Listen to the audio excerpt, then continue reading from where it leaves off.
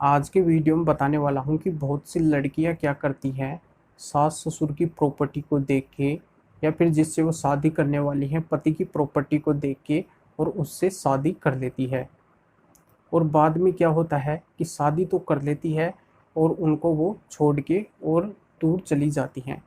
और इस कंडीशन में फिर वो क्या करती हैं, उस प्रॉपर्टी में हिस्सा लेने के लिए पति या फिर सास ससुर के ऊपर केस वगैरह कर देती है। तो आज के वीडियो में अगर ये गलतफहमी किसी भी औरत के मन के अंदर हो तो उनकी इस गलतफहमी को दूर करने वाला हूँ कि उनका उस प्रॉपर्टी के अंदर कोई अधिकार है या फिर नहीं है। पूरी जानकारी इस वीडियो के अंदर बताने वाला हूँ। एक वकील होने के नाते पूरी कानूनी प्रक्रिया इस वीडियो के अंदर बताने वाला हूँ, कानूनी जानकारी बताने वाला हूँ। तो बिना स्किप किए इस वीडियो को पूरा बिल्कुल अंत तक देखना है, नहीं ये वीडियो देखने का कोई फ़ायदा नहीं है। और मुझसे अगर कॉल के ऊपर बात करना चाहते हैं, कोई भी लीगल प्रॉब्लम है, तो इस वीडियो के डिस्क्रिप्शन में मेरे नंबर भी दिए गए हैं। और इस वीडियो को आपको लाइक करना है और ज़्यादा से ज़्यादा इस वीडियो को शेयर भी आपको करना है। और अभी भी आपने हमारे इस चैनल को सब्सक्राइब नहीं किया है तो सब्सक्राइब भी करना है और बेल आइकन भी दबाना है। तो चलिए शुरू करते हैं।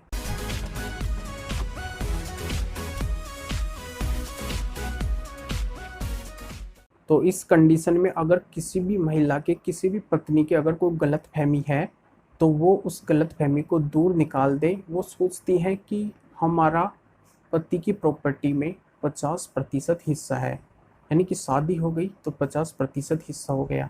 पर यहाँ पे मैं उनकी गलती को दूर करने वाला हूँ, उनकी गलतफहमी को दूर करने वाला हूँ कि कानून में कहीं पे भी प्रावधान नहीं है कि उनका पति की प्रॉपर्टी में 50% हिस्सा होगा।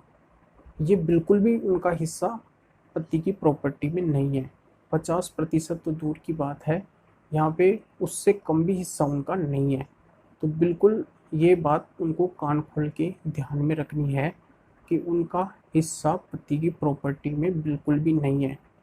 उनका हिस्सा केवल इतना ज़रूर है कि वो मेंटेनेंस ले सकती है, वो भी उनको वो शर्तें पूरी करनी पड़ेगी, उन शर्तों के आधार पे वो मेंटेनेंस ले सकती हैं। तो इसके ऊपर मैं कई वीडियो बना चुका हूँ, अगर आप नहीं देखे हैं तो इस वीडियो के एंड में वो वीडियो भी शो हो जाएगा, उसको आप देख लीजिए कि मेंटेनेंस कब कोई भी पत्नी कब ले सकती है।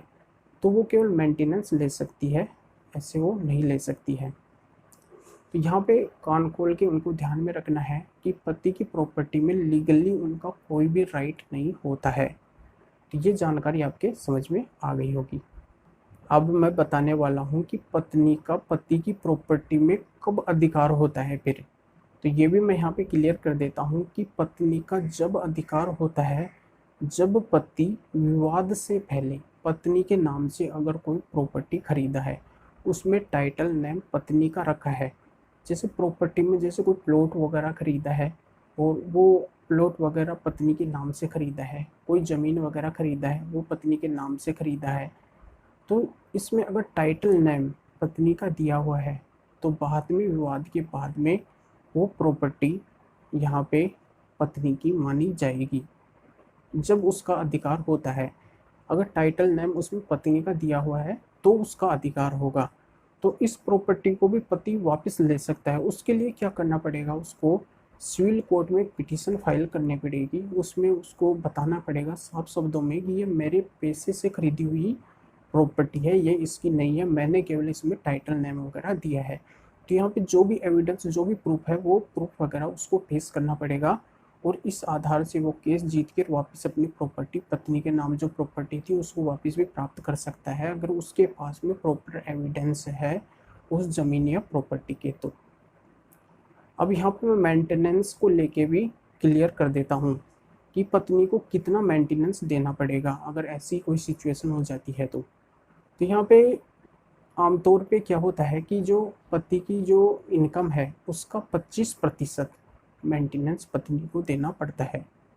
वो भी जो शर्तें हैं वो शर्तें फॉलो करनी पड़ती है पत्नी को और उन शर्तों के आधार पे ही पत्नी को मेंटेनेंस वगैरह मिलता है। तो इसके ऊपर वीडियो है जो भी वीडियो के एंड में शो हो जाएगा, आप देख लीजिए उसको।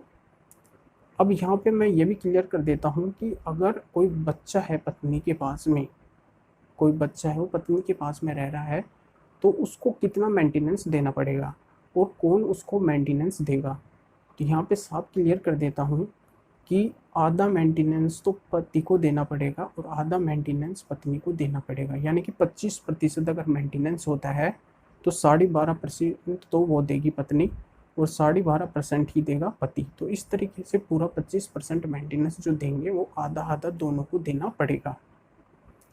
अब यहाँ पे मैं एक बात और क्लियर कर देता हूँ कि कोई बच्चा है और वो बच्चा पत्नी के पास में है, तो उस बच्चे का पति की प्रॉपर्टी में जब अधिकार होता है, उस बच्चे का तो अधिकार होता है प्रॉपर्टी में, वो बच्चा तो प्रॉपर्टी ले सकता है। अगर वो पत्नी के पास में वो बच्चा है तो बच्चा अपने पिता की संपत्ति में अधिकार रखता है, वो प्रॉपर्टी में हिस्सा ले सकता है।